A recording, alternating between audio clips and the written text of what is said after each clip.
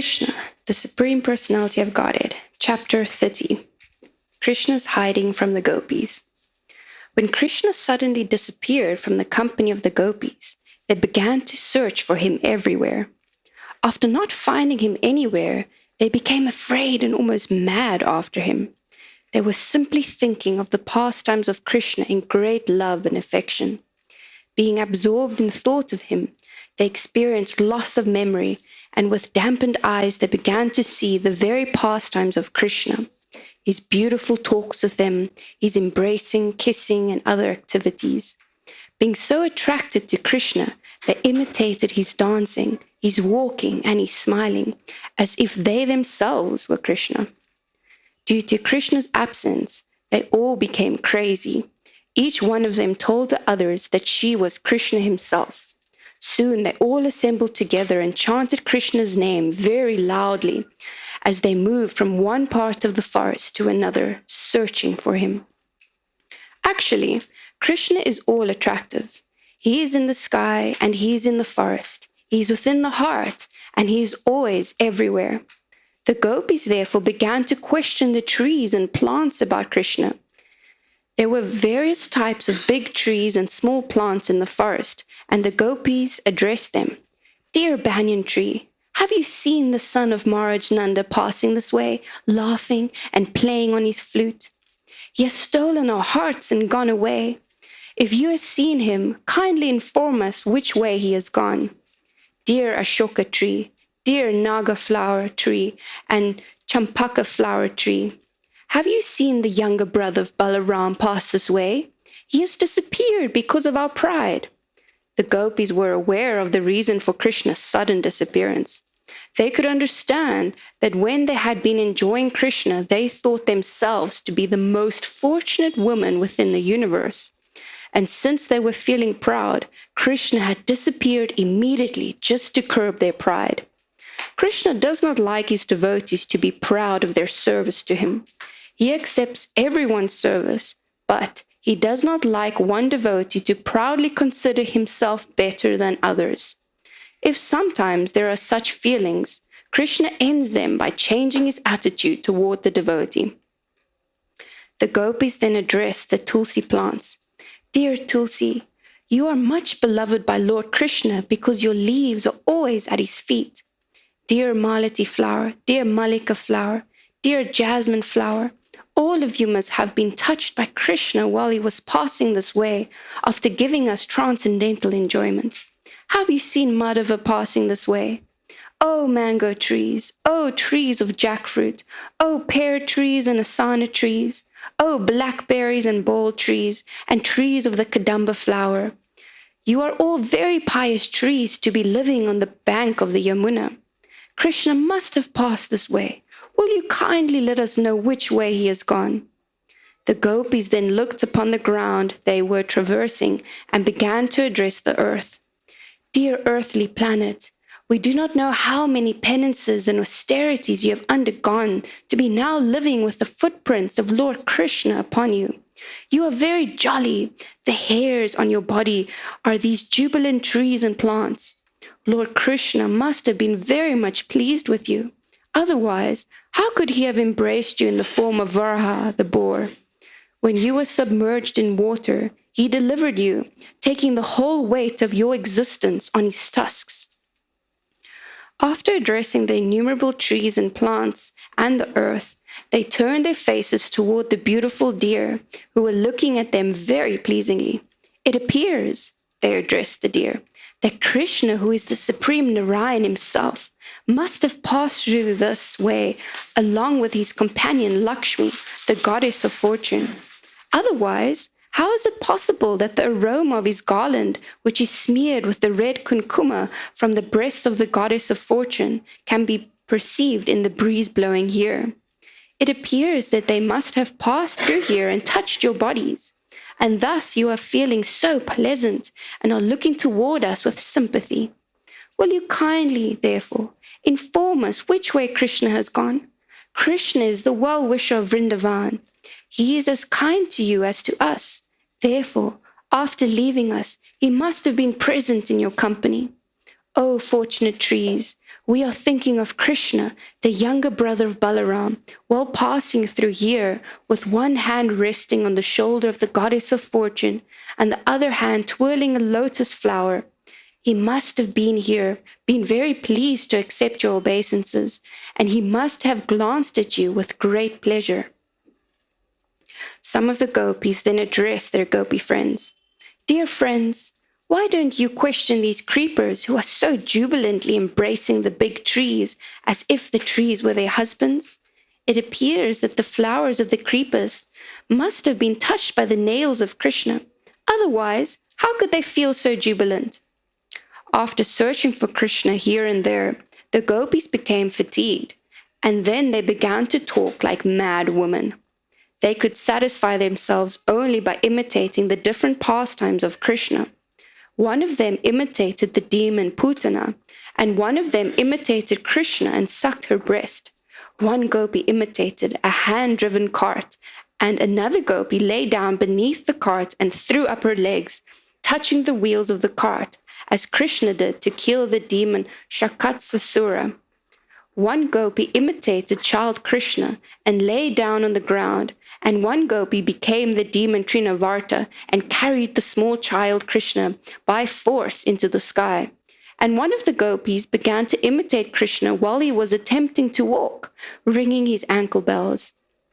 Two gopis imitated Krishna and Balaram, and many others imitated their coward boyfriends. One gopi assumed the form of Bakasura, and another forced her to fall down as the demon Bakasura did when he was killed. Similarly, another gopi defeated Vatsasura.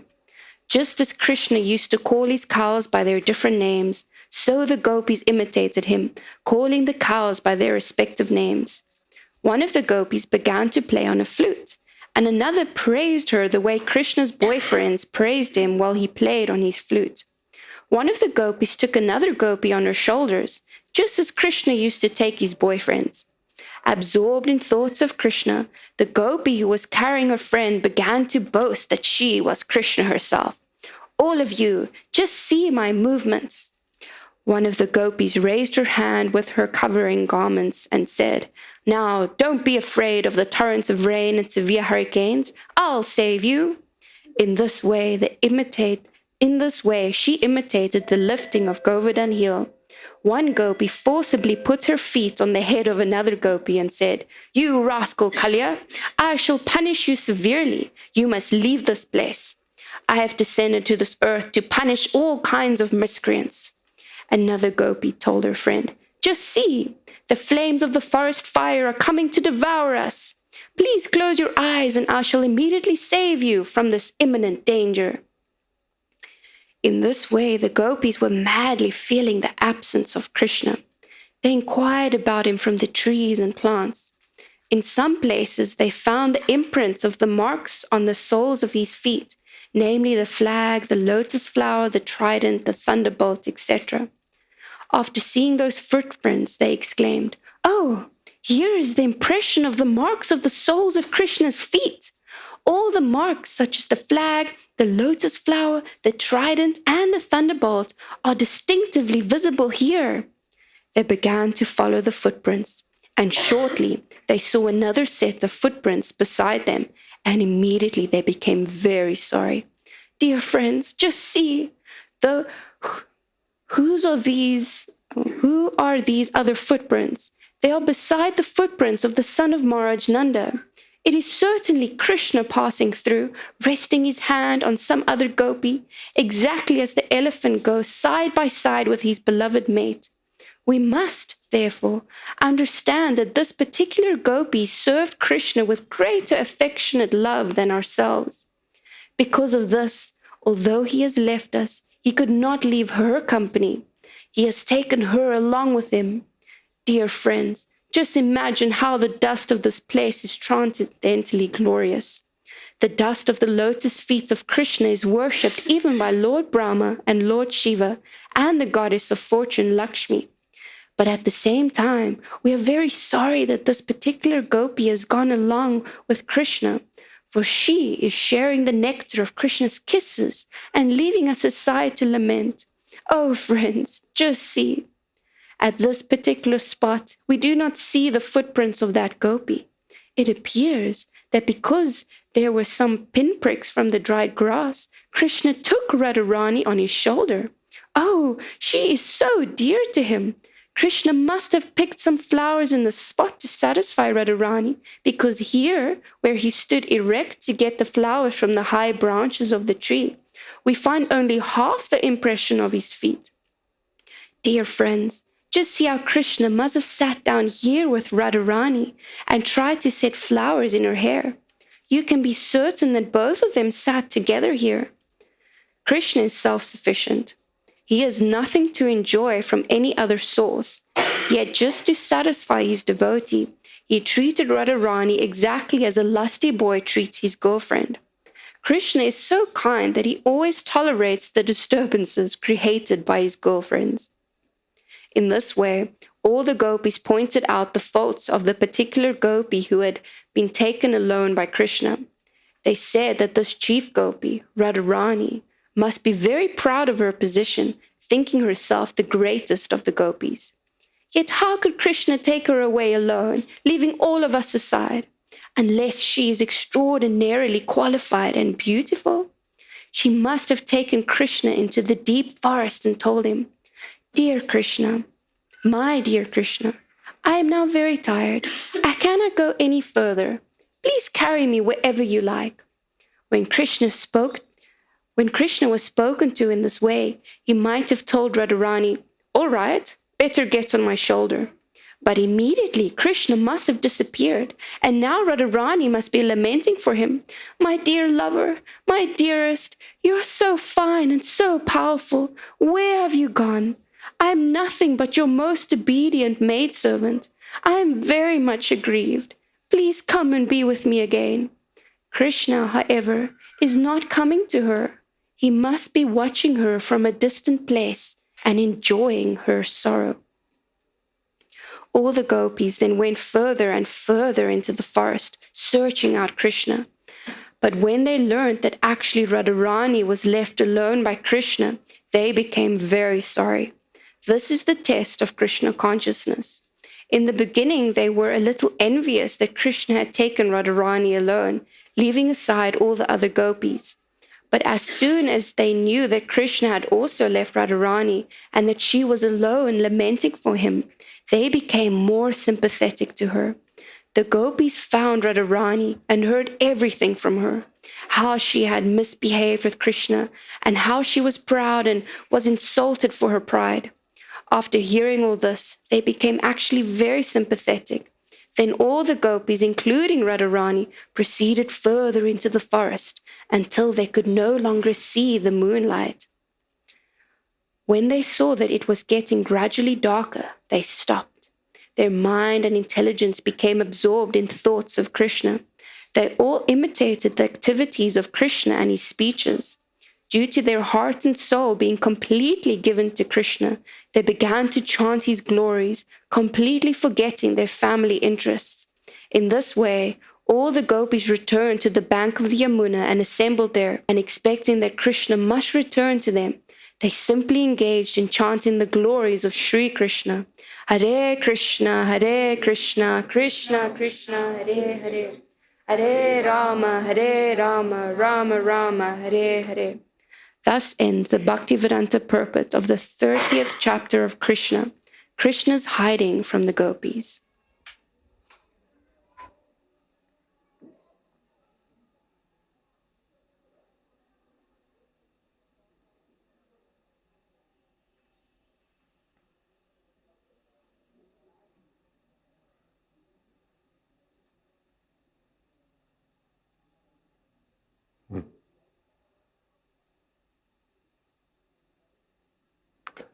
Om Jnana, thank you.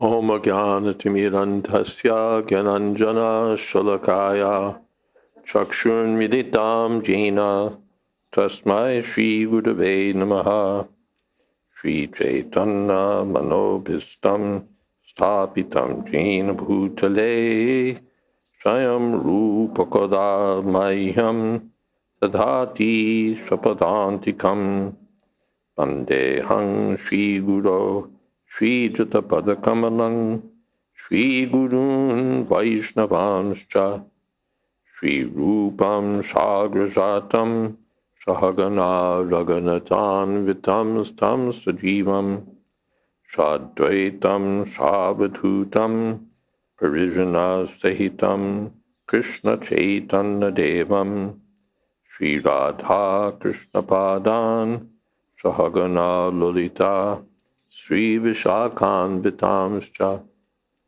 He Krishna Karuna Sindho, Dinabandho Jagatpate, Gopesha Gopika Kanta, Radha Kanta Namostute, Tapta Kamshana Gaurangi, Radhe Vrindavaneshwari, Rishabhanu Sute Devi, Pranamami Hori Priye, Panchakalpatarubhyascha, Kripa Sindho Bhyevacha, Patitanam Pavanebhyo, Vaishnavebhyo Namo Namaha, Shri Krishna Chaitanya, Prabhu Nityananda, Shri Advaita Gadadhar, Shivasadi Gaur Bhaktavinda, Hare Krishna, Krishna Krishna, Hare Hare, Hare Rama, Rama Rama, Hare Hare. It's there somewhere.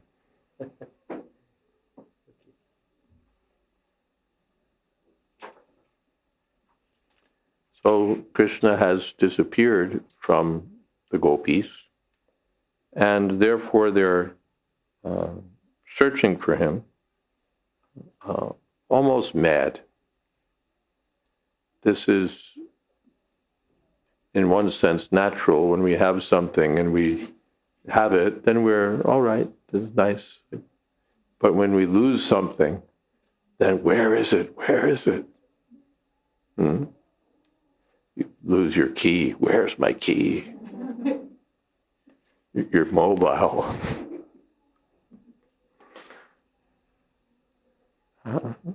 Or in mundane dealings, we lose our boyfriend, our girlfriend, and we become all, sometimes the husband and wife. I remember I visited my grandmother, who was in an old age home for people who were old but still mobile. And it was a little surreal because it was like a nice hotel with beautiful lobby and music piped in, and they had nice meals and together, and they had some entertainment. But all the people were like in their 80s. They were all with walkers and deformed and in various states of disrepair. And upstairs, of course, they're living in hospital beds and attended by nurses and so on. But anyway, one of the residents was this elderly lady, and my husband's coming tomorrow. And I came to know that her husband had been dead for about 20 years. So sometimes this psychology is there. One becomes so shocked that one becomes practically mad. Oh, my husband's coming. This is, of course, the material platform. On the material platform, these things are just diseases. They're just reflections. But on the platform of absolute reality, the madness is still greater, but it's untouched by any material consideration, any material taint. It's completely pure, and it's all in relation to the eternal love between the Supreme Personality of Godhead and his devotee. So these are all manifestations of the internal potency of Krishna, his transcendental, spiritual potency. The gopis are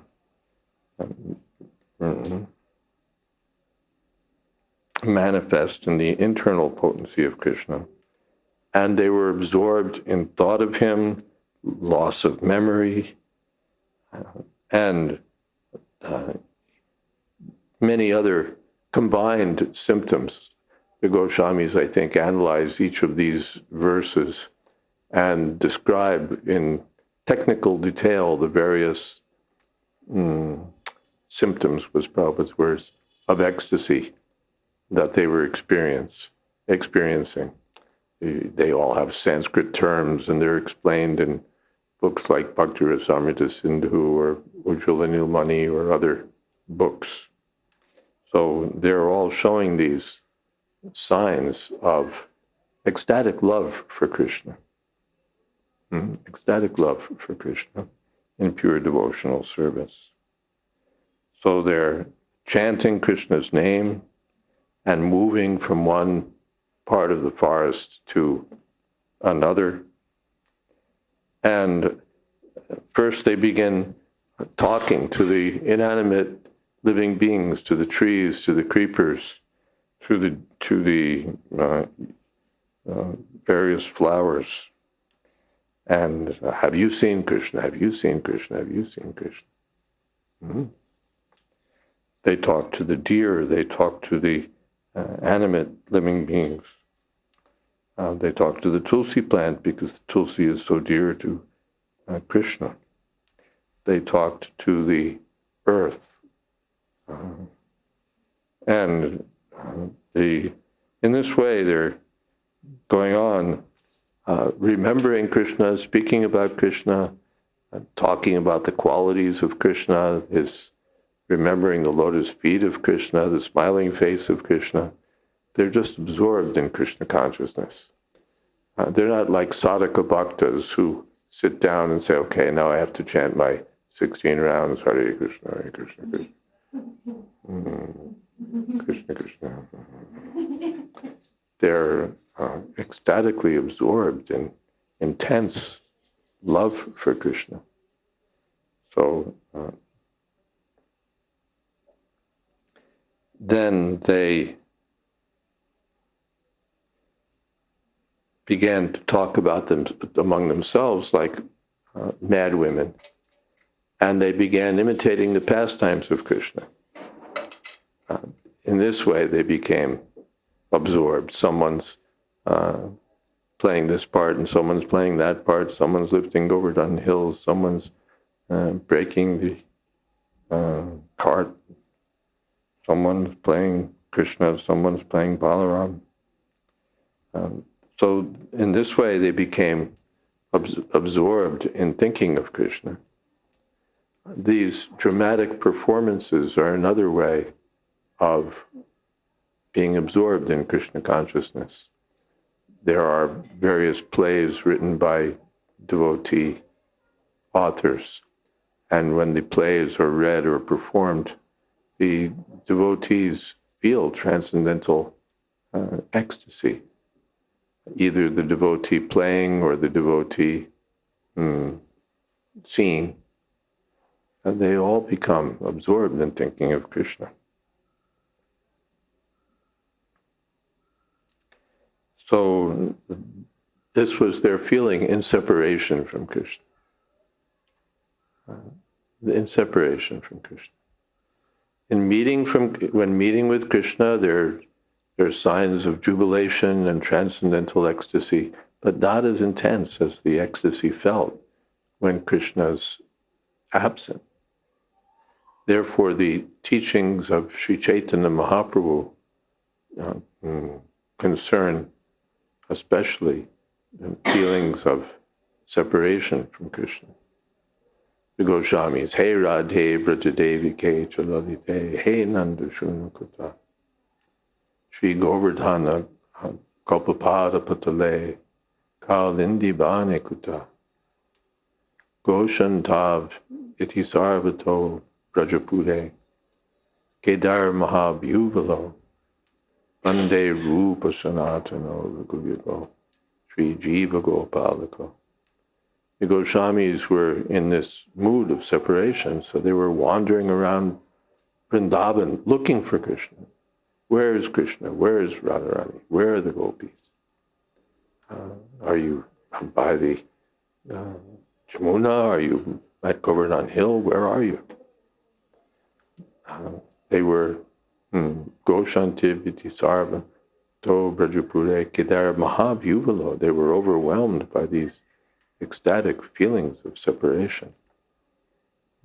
This is the perfection of love for Krishna. So the Gopis were feeling that transcendental ecstasy, and while feeling these in this way, they were imitating Krishna's pastimes.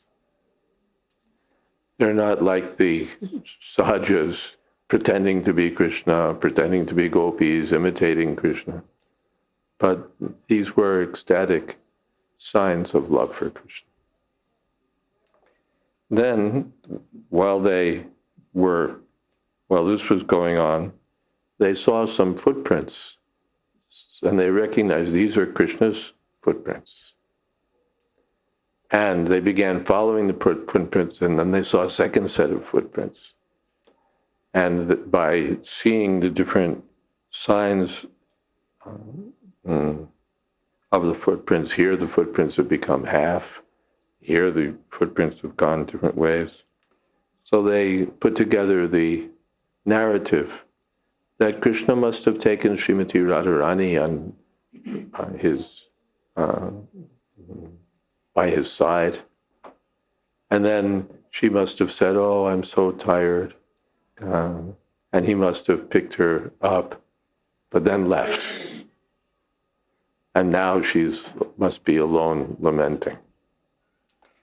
At one point, they say that she must be most dear to Krishna. That verse is there in Bhagavatam. Anyaradito nunam Bhagavan Haririshvara Yanno Vihaya Govinda Prito Yam Anayadraha. This one gopi must have worshipped Krishna, the Supreme Personality of Godhead, so nicely that now he's given up our company just to be with her. So Anaya Aradita, Srila Sukadeva Goswami doesn't mention Srimati Radharani by name anywhere in Srimad Bhagavatam, but here the acharyas have detected that Aradita, the one who's rendered the best service to Krishna, is Srimati Radharani. And there's evidence from many shastras. She's the most beautiful, she's the most qualified, she's the most dear to Krishna. So at first they were a little envious. And why is she enjoying Krishna alone, leaving aside with the rest of us left aside? But when they came to know that Krishna had left her aside also, then they became naturally sympathetic. And this is the mood of Krishna consciousness, sympathy and not envy.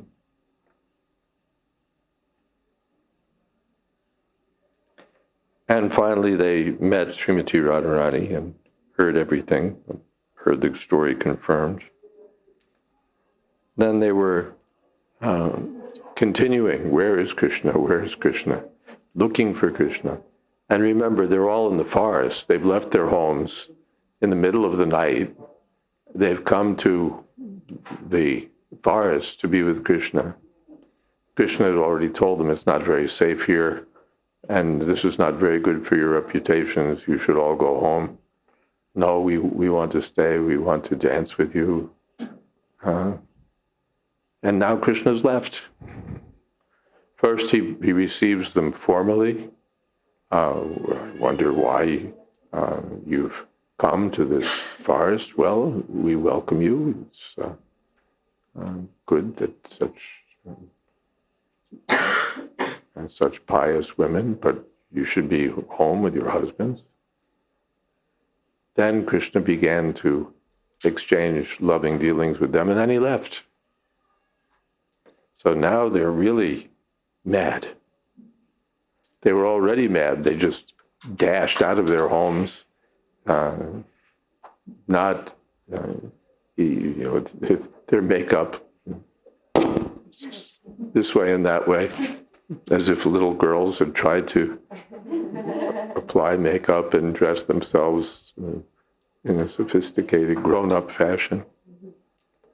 So they dashed out to the forest, leaving their babies or leaving whatever they were doing. And then, now that Krishna's left them all. So they're just going deeper into the forest, looking for Krishna, and it's getting darker there. And their minds are absorbed in Krishna, and they're forgetting everything else and simply chanting the glories of the Supreme Personality of Godhead. Any questions or comments?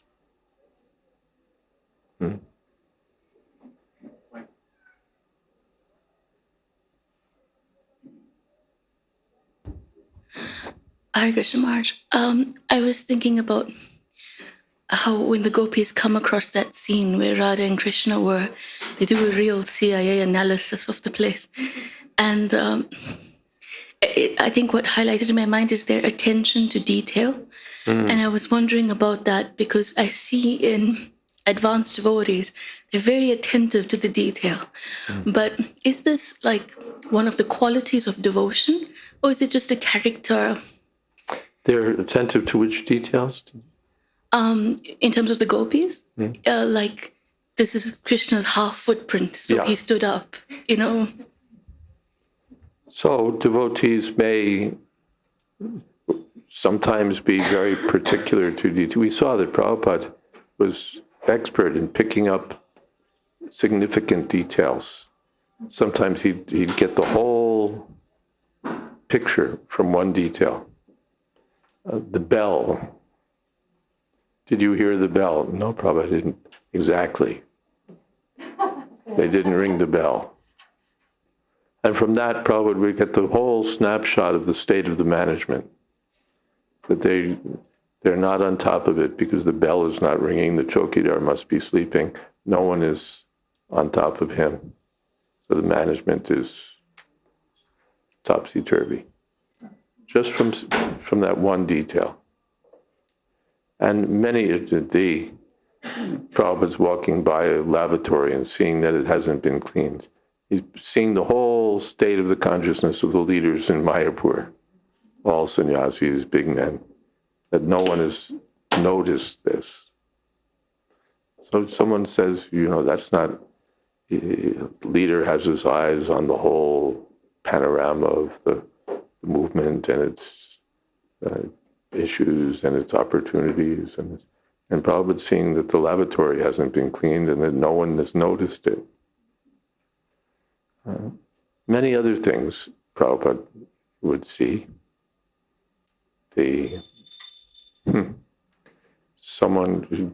Maharaj has written that they were going on a walk every day on Juhu Beach, and as they would go by, Prabhupada noticed, and no one else did, that there was one person on the balcony, I think it was. And one day he wasn't there, and Prabhupada noticed it. And so Prabhupada, at least, was surprisingly aware sometimes of small details. So many things he could see. Whether every pure devotee is aware of details like that, some of them may not care, some of them may, everyone is different.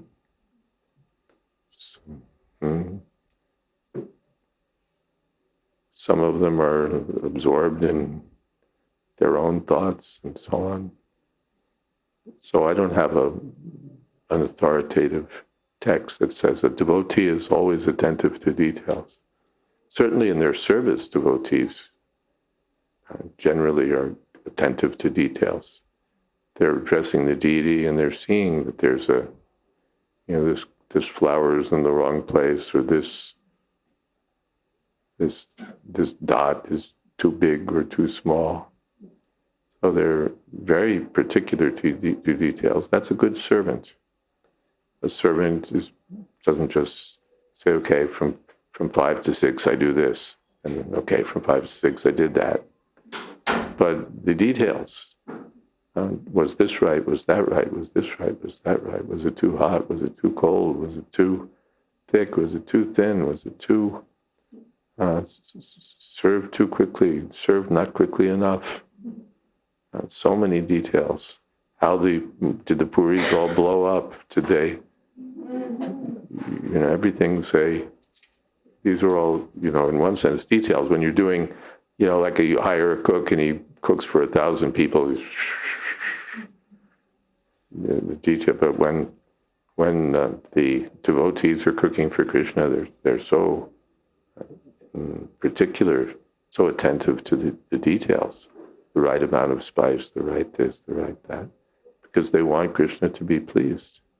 When Mother Yashoda's selecting milk from cows that had drunk milk from cows, that had drunk milk from cows, that had eaten the choicest grass. So one might say even that it's fanaticism. But this is love. That Raghava Pandit was getting coconuts from, like scouring the countryside. Where are the best coconuts? And very carefully clipping them and cleaning them and so on. And one time he got these super excellent and costly coconuts from a distant place. And then some servant came in with the coconuts and touched his hand to the door frame while he was also holding the coconuts. And, oh, you've spoiled everything. Because people are kicking up dust to that place, and now you've touched that dirty place while touching the coconuts. Whole offering spoiled. So he was seeing in that way. And Srila Bhakti Siddhanta Saraswati Thakur comments, interestingly, that one should not try to imitate this. That if you just become like a cleanliness fanatic, oh, this offering has been spoiled because that doesn't put you on the same platform. Raghava Pandit was acting that way. See that she gets some prasadam before she goes. Don't leave without prasadam. Take something.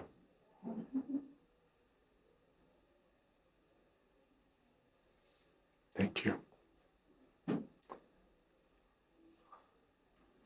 Raghava Pandit in ecstasy was spontaneously feeling that way.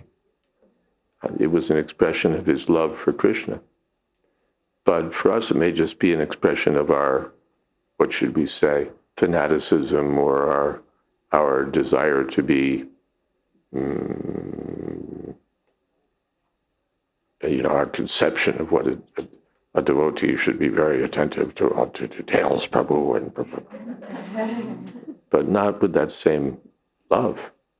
So Bhakti Siddhanta Saraswati comments that way, not that we shouldn't be attentive and clean, but not that we can think that just by being, by imitating Raghava Pandit, we become situated on the same platform. It doesn't work that way. It doesn't work that way. So, anyway, yes, devotees may be very attentive to details. Or they may be mad. Who knows what was actually there on the ground? This is what we hear they saw. What did they actually see? Who knows? Because they were not in their right minds.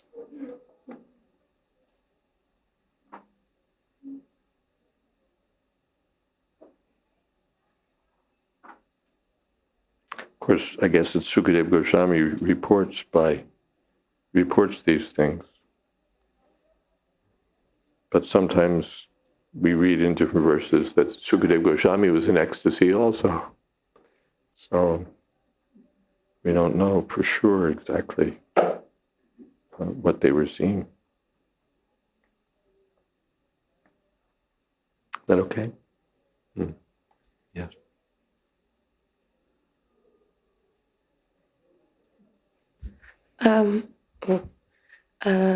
Connected to this, what you just explained, is being uncompromising the same as fanaticism? Is being uncompromising being the same as being a fanatic? This comes to a discussion of what in English we call colored words. Words have not only meaning but a particular color. So,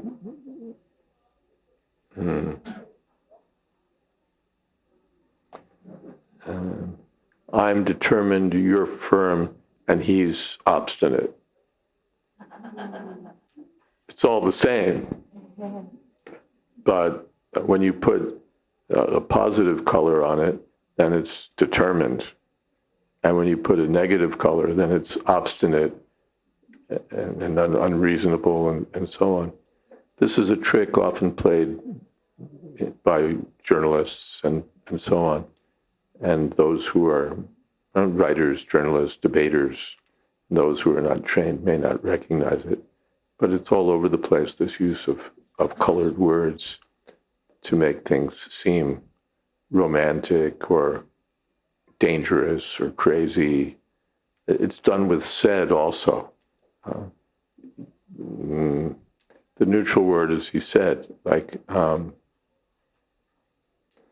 I can't go there, he said, is different from I can't go there, he objected. Or I can't go there, he complained. Or I can't go there, he shuddered. Or I can't go there, he protested. But, it's just what verb you use. I can't go there, he insisted. So which verb you choose or which word you choose determines the attitude that you want to get across or that you hope the reader will adopt. And so fanatic is one of those words. Someone's, your fanatic is my freedom fighter. The American, George Washington and the American, they were all fanatics in the views of in the eyes of the British. In the views of the American colonists, they were patriots and heroes. So it all depends on, it's the same thing. They weren't doing anything different, but according to the point of view and according to the use of words, someone's a fanatic and someone's a hero. I once heard a talk by the former head of the CIA in which he talked about, what was it? Theocratic, absolutist, fundamentalist, fanatical regimes, by which he meant the regimes whose territory we wanted to attack and occupy. So it was call the dog a bad name and hang him.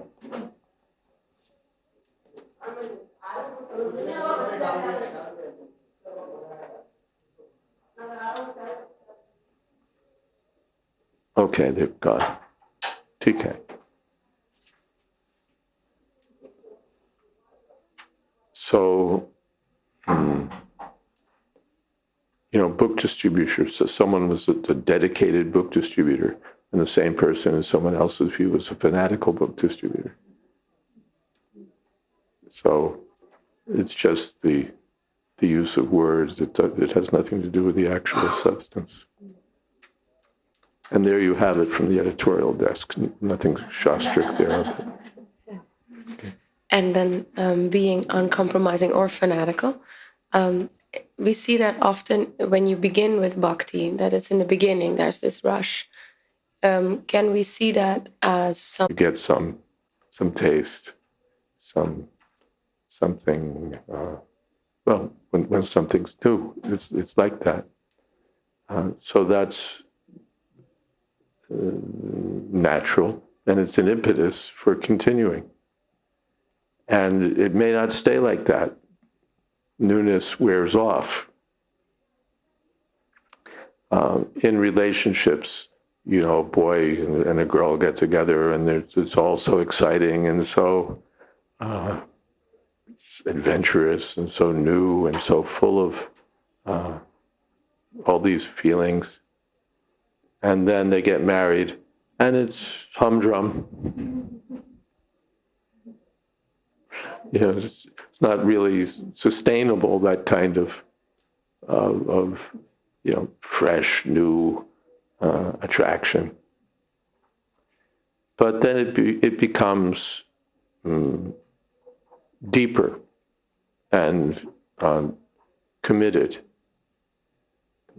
In the beginning, you know, there's all these exchanges of love and words of love, and then, you know, he finds someone else, she finds someone else.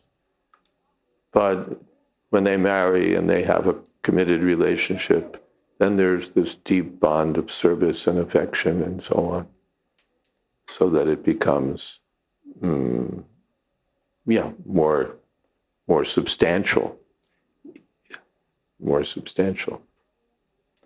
So that again is a reflection of the transcendental platform. But on the material platform, it gets hackneyed also. It becomes really unrewarding, frustrating, disappointing, blah. Because on the material platform, the soul is not going to be satisfied by any mundane relationships, any mundane dealings. It even becomes worse than blah. It becomes distasteful or even vicious. You know, the true love ended in a murder scene. So, yat tadagre vishendriya samyogat pariname mritopam, yat tadagre mritopam, pariname vishamiva tatsukam rajasam smritam. This is typical Rajagun. In the beginning, it's just like nectar. The birds are singing, and the moon is shining, and you know, there's all this love. And later it's, I hate your guts. My father was right about you. You're good for nothing, and so on and so on. So that's the nature of passion. It's nectar in the beginning, poison at the end. Or any kind of material happiness. It's not going to be satisfying for the soul. But ohaitukiya pratiyata yayatma suprasidati. On the transcendental platform, the experience of devotional service will be always new, always increasing, always substantial. And the practicing devotee, he may not always feel that today everything feels new and fresh. It may be up and down, because he's practicing. But as he advances, it becomes nava rasa, always newer. Okay? Yes?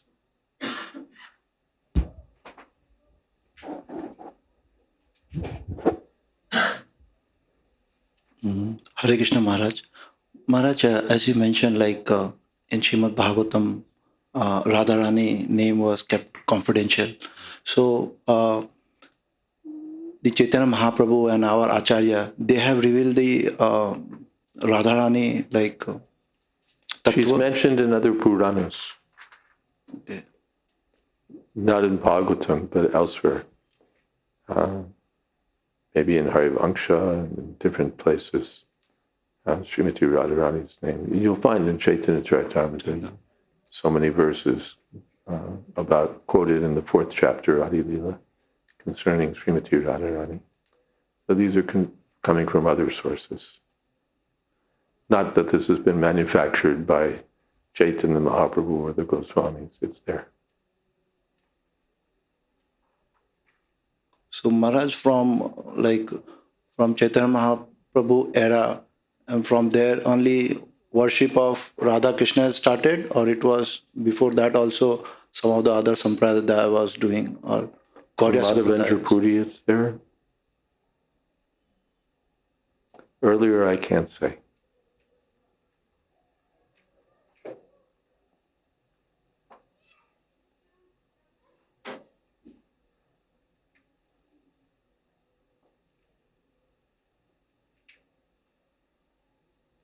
Of course, Ramanuja is Lakshmi Narayan. So generally, what should we say? The 4 acharyas, they're worshipping that way. But later we find this Radha Krishna worship.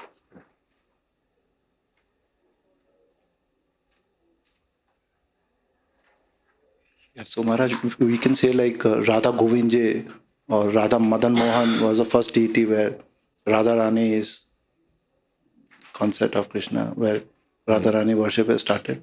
Radha Madan Mohan, or Radha Govindji. But it wasn't started in Vrindavan. It was already there, but they made temples Radha Krishna.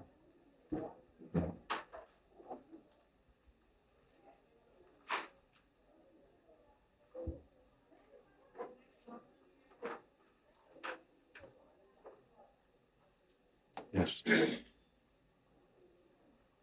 Krishna, Krishna, Hari, Hari, Hari Ram, Ram, Ram. Hare Krishna. Yeah, Krishna. Was the envy experienced by the other gopis like real envy, or is it just the word used here? But because they're gopis, and I would think they wouldn't experience. Vishwanath Chakravarti Thakur comments on this same verse. Actually, although the gopis spoke as if jealous of Srimati Radharani, they were actually ecstatic to see that she had captured Sri Krishna. Okay.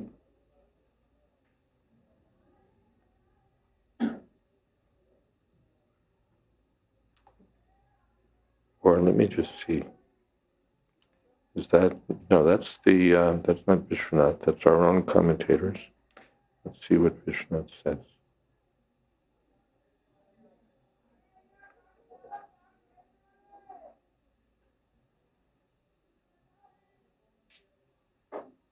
Yeah. They speak with joy for the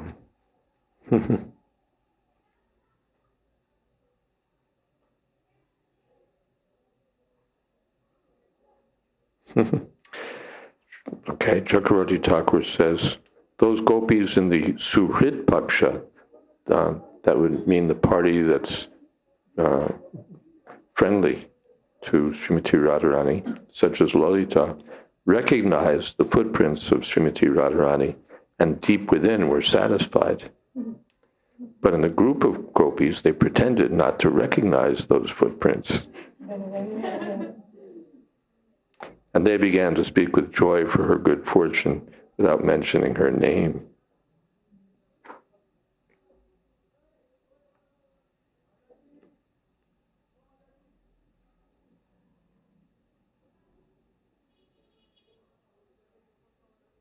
Yeah.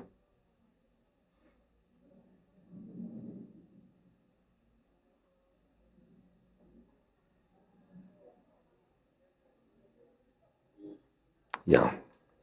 Jiva Goswami mentions 3 parties, those that were friendly to her, those that were in the opposing camp, and those that were neutral. So the friends had a deep interest because of intimacy. The opposition party was suddenly overcome with sorrow, and the neutral party wasn't paying attention.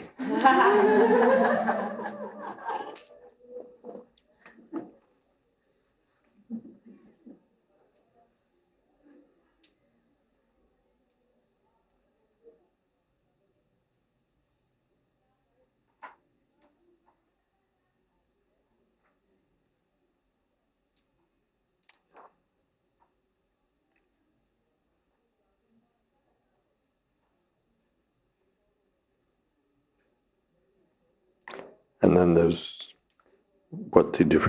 so these are all groups that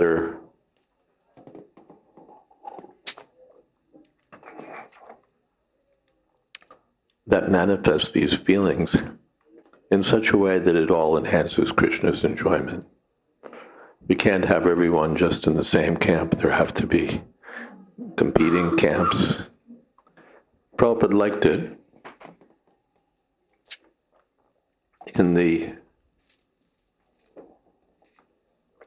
In our book distribution activities,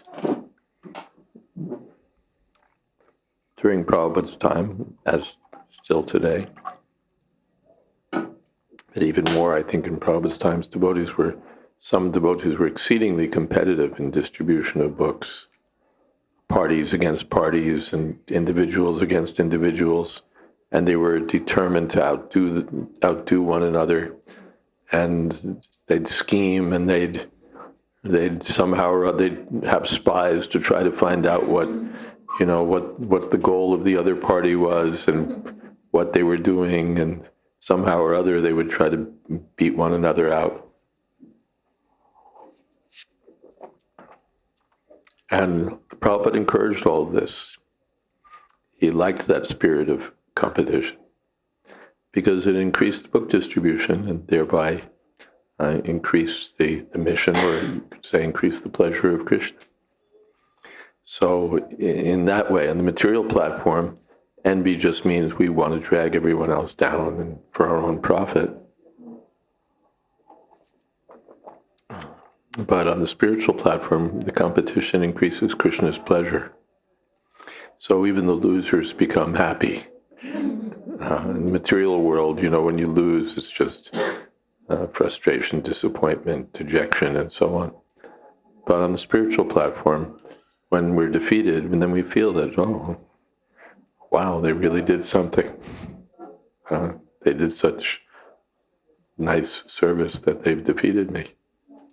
So then the devotees appreciate, and that happened here. At first, oh no, there's Gopīs. Krishna's left all of us aside and he's gone with her. But they all felt sympathetic to her.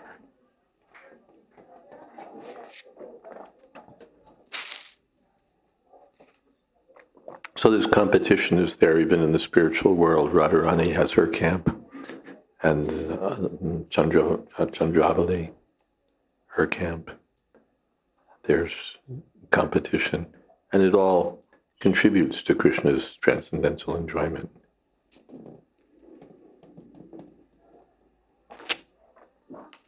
Something else?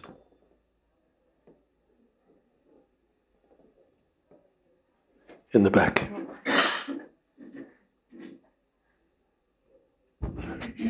Hare Krishna Maharaj. You were speaking about the dramas and the different plays, and we see footage of dramas that devotees put on for Srila Prabhupada. I was wondering whether you were present at any of those dramas with him, and you could tell us something about I was that. present at the drama, The Kidnapping of Rukmini. I've talked about that, I think, in previous class. It was performed in our Brooklyn temple on the second floor, Indian second floor. For the Sunday feast program, Srila Prabhupada was seated on a white rocking chair with a pink cushion. You may have seen that picture of Prabhupada sitting. Rukmini was played by my late god sister Rasakya, who was a professional actress, and her husband Lohitaksha, who was professionally trained also. Lokamangala Das, my all late godbrother and godsisters.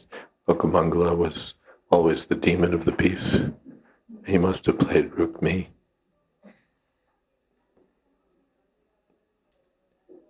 And I think so. This was, and they used to do dramas regularly. Many of them very wonderful. Nrsingadev appearance, pastimes, Damodar Leela, so many pastimes of Krishna, as well as little skits and little Truth and Beauty and so on. So for this one, Prabhupada was present. The room was packed up, of course, and it was beautifully done. I don't think I've seen a better play in my whole life. It was so ecstatically performed. Especially Rukmini was super excellent. At one point, when Rukmi gets his hair cut off in patches, his beard and mustache and hair, Prabhupada said, "Oh, worse than death." So Prabhupada himself very much appreciated the play. That picture, you can see how he's enjoying the drama. And later he said that the drama was better than the book.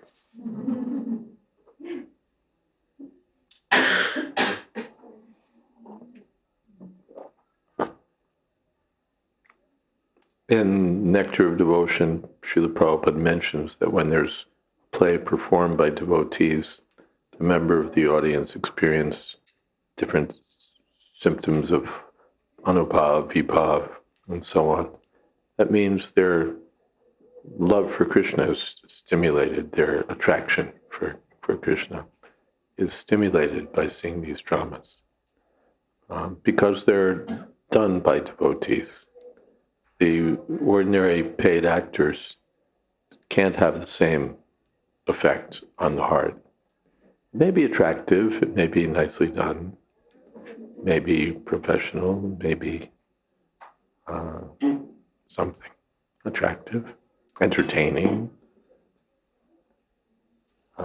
perhaps a little touching. But when it's done by pure devotees, then the depth of feeling is beyond material platform. Prabhupada told about that when he played in a drama about Chaitanya Leela, and Prabhupada said, I looked out, I saw the whole audience was crying.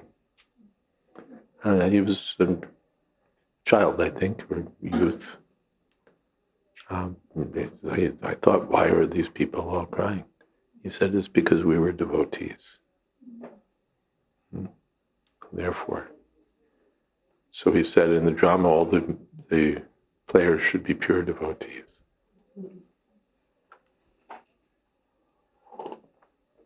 And the kirtan and the drama and the discourses, that's the real qualification. Not how good a speaker you are, not how good a singer you are, not how good an actor you are, but how your Krishna consciousness is there. Something else?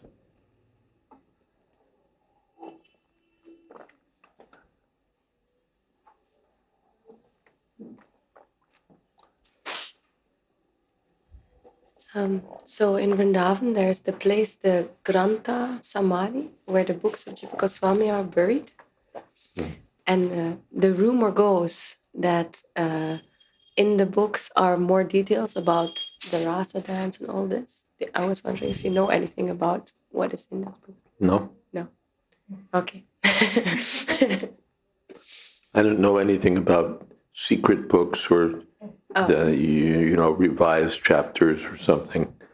As far as I know, just the books that we know are there? Oh, There's some place where there's supposed to be hidden books. well, what I've heard was that those books were that he wrote these books, and he said humankind is not ready for these books, and he put them in the ground. Said, That humankind is not ready to read these books, and they put them. I don't know anything about that. Okay. And then I had something else. We read the gopis being absorbed in Krishna with all their different layers. Except I do know, sir, we're not even ready for the ones that are there.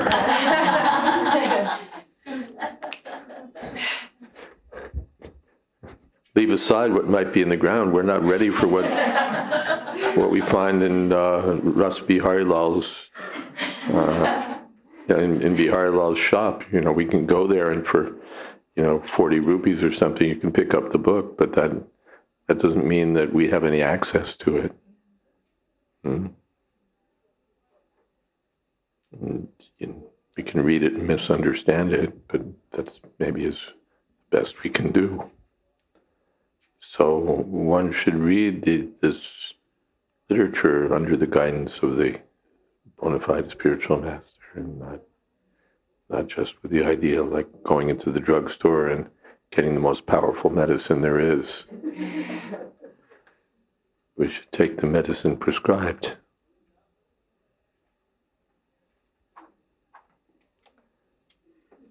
Yes. Is that all right?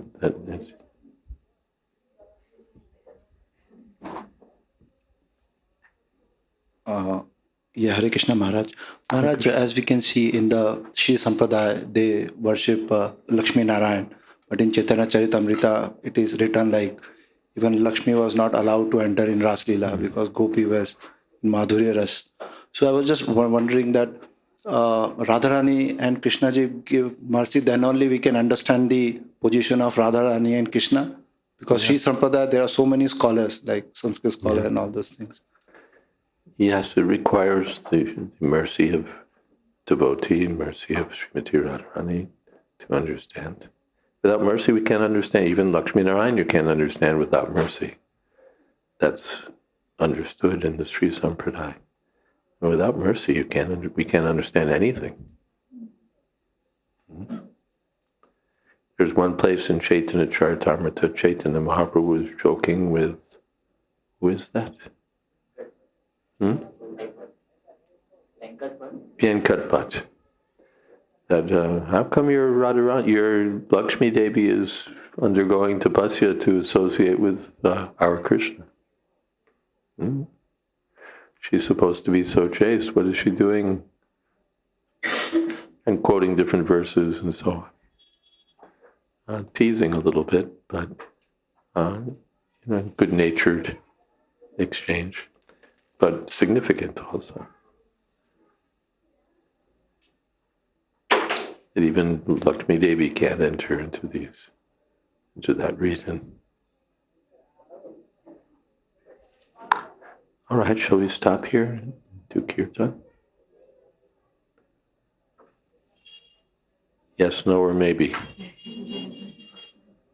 There's an opposition party, a favorable party, a neutral. Everyone seems to have joined the neutral party today.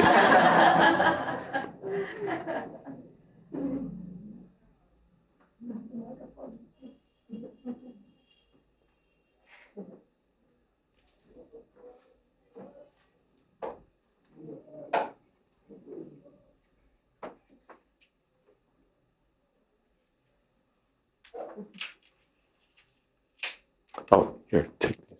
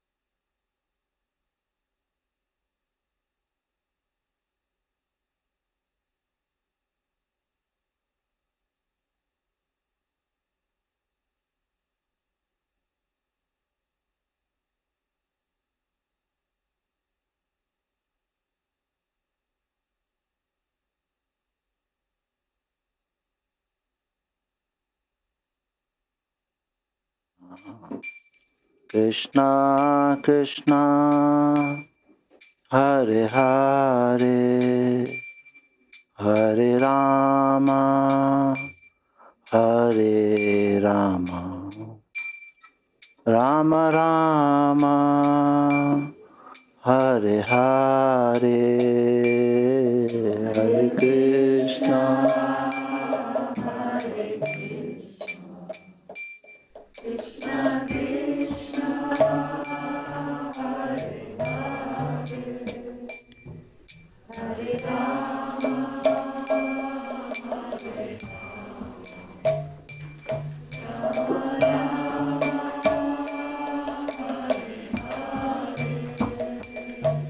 Hare Krishna, Hare Krishna, Krishna Krishna, Hare Hare, Hare Rama, Hare Rama, Rama Rama, Hare Hare, Hare Krishna.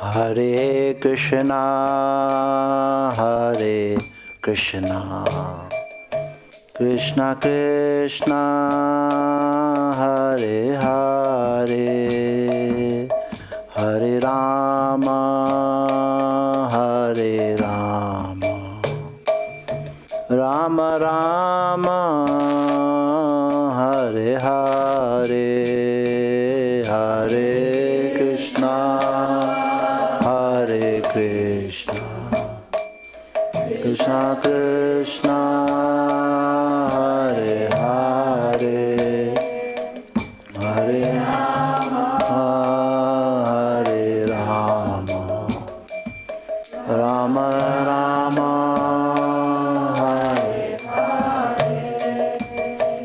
Hare Hare Krishna, Hare Krishna, Krishna Krishna, Hare Hare, Hare Rama, Hare Rama, Rama Rama, Hare Hare, Hare Krishna, Hare Krishna, Krishna Krishna, Hare Hare, Hare Rama, Hare Rama,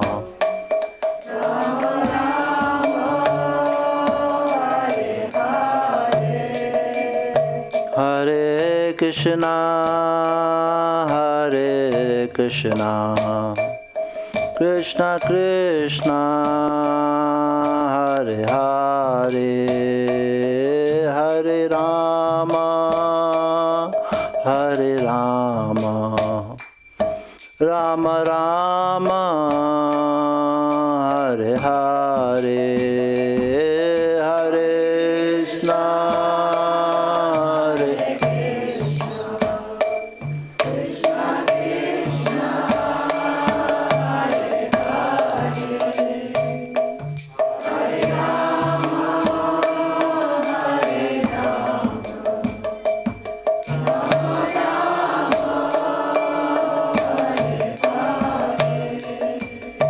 Hare Krishna, Hare Krishna, Krishna Krishna, Hare Hare, Hare Rama, Hare Rama, Rama Rama, Hare Hare, Hare Krishna, Krishna Krishna, Hare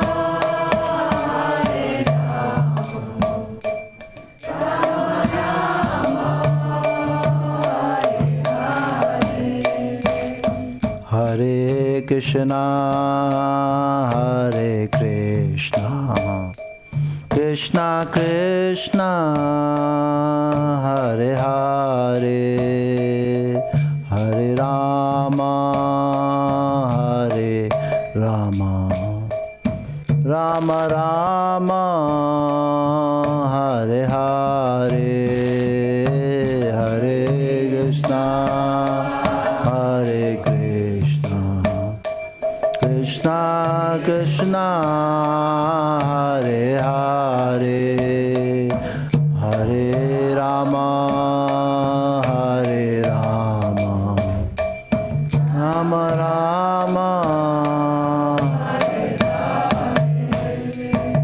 Hare Krishna, Hare Krishna, Krishna Krishna, Hare Hare, Hare Rama, Hare Rama, Rama Rama, Hare Hare, Hare Krishna, Hare Krishna, Krishna Krishna, Hare Hare, Hare Rama, Hare Rama,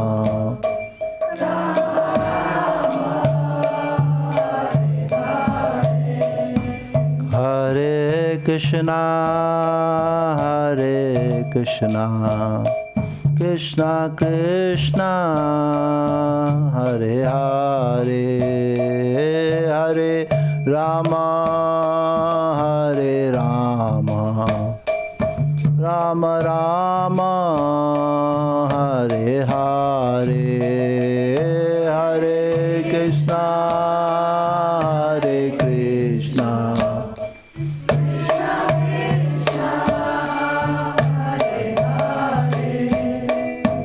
Hare Rama, Hare Rama,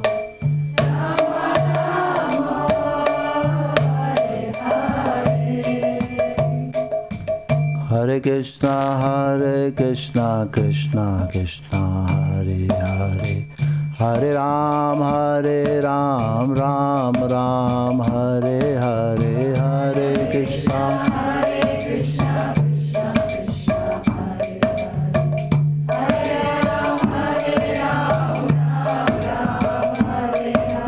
Hare Krishna, Hare Krishna, Krishna Krishna, Hare Hare, Hare Ram, Ram Ram, Hare Hare, Hare Krishna,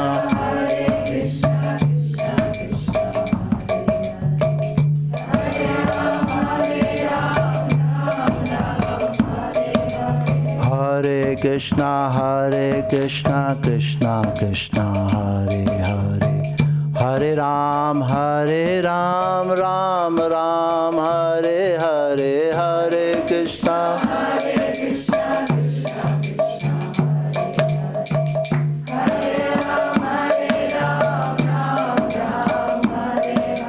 Hare Krishna, Hare Krishna, Krishna Krishna, Hare Hare, Hare Ram, Ram Ram, Hare Hare, Hare Krishna,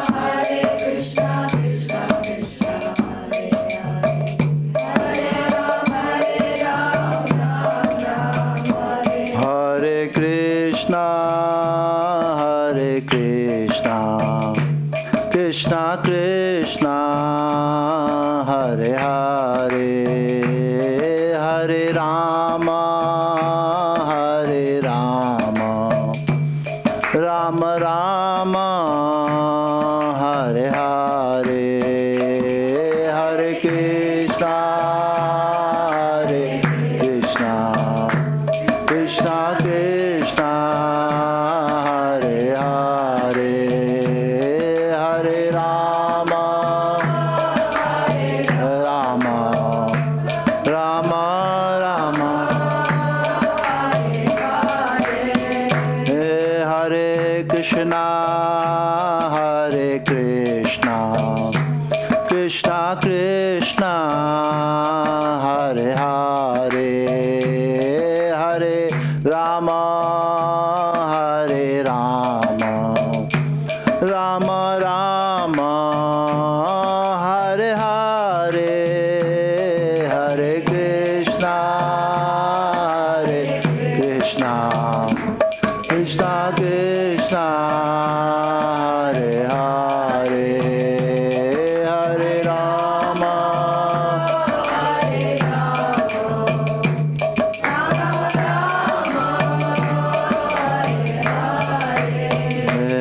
Hare Krishna, Hare Krishna, Krishna Krishna, Hare Hare, Hare Rama, Hare Rama, Rama Rama, Hare Hare, Hare Krishna,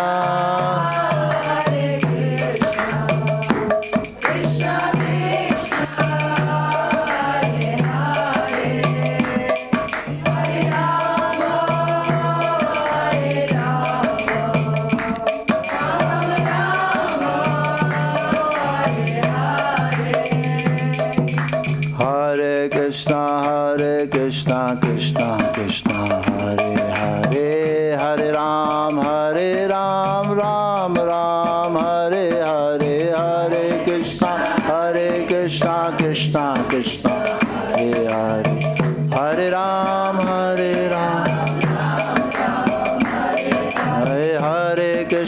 Hare Krishna, Krishna Krishna, Hare Hare, Hare Ram, Ram Ram, Hare Hare, Hare Krishna, Krishna Krishna, Hare Hare, Hare Ram, Hare Krishna, Krishna Krishna, Hare Hare, Hare Ram, Ram Ram, Hare Hare, Hare Krishna, Krishna Krishna, Hare Hare,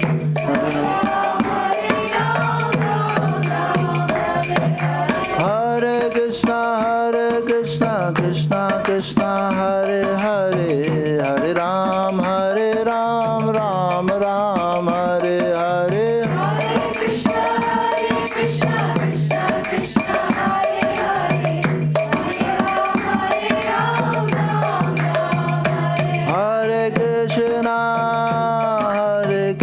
Krishna, Krishna Krishna, Hare Hare, Hare Rama, Rama Rama, Hare Hare,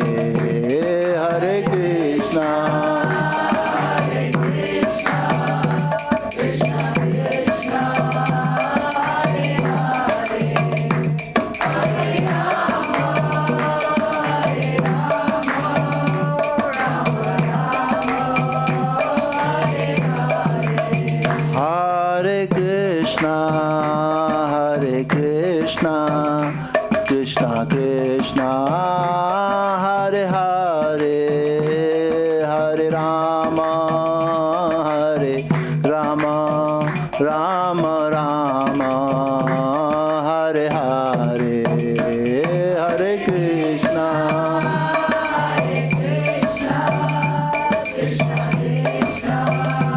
Hare Hare, Hare Rama, Rama Rama, Hare Hare, Hari Naam Sankirtan Yajna ki Jai. Jai Om Vishnuvad Paramahansa Parivrajacharya Ashtottara Sadashri Srimad A.C. Bhakti Vedanta Swami Maharaj Prabhupada ki Jai. Ananta Koti Vaishnavrinda ki Jai. Namacharya Srila Haridas Thakur ki Jai. Prem se kaho Shri Krishna Chaitanya Prabhu Nityananda Shri Advaita Gadadhar Srivasadi Gaur Bhakta Vrinda ki Jai. Shri Shri Radha Krishna Gopinath Sham Kun Radha Kun Giri Govardhan ki Jai. Vrindavan Dham ki Jai. Navadip Dham ki Jai. Jagannath Puri ki Jai. Ganga Mai ki Jai. Jamana Mai ki Jai. Tulsi Devi ki jai, Bhakti Devi ki jai, Samaveta Bhakta Vrinda ki jai. All glories to the assembled devotees. All glories to the assembled devotees. All glories to the assembled devotees. Gaur Premanande. Hari Hari Bol.